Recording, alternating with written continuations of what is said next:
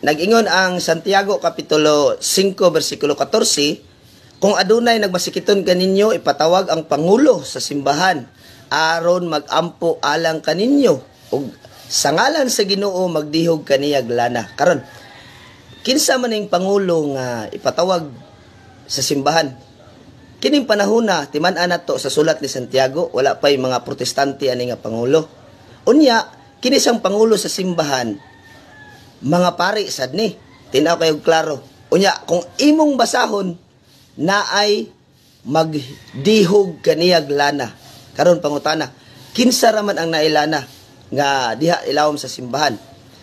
Klaro kay tinaw nga kami rang mga Katoliko, pero ang mga sikta nga tinukod lagtaw wala ani.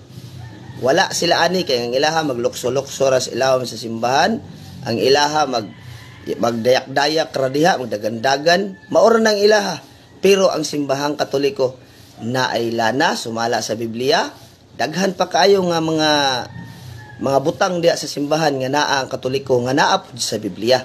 Mauna nga kini Santiago Kapitulo 5 versikulo 14 nga ang simbahang Katoliko gid ni. Kay kining pangulo sa simbahan pari ni, ug ang kining mudihog sa lana pari gihapon. Amen. God bless.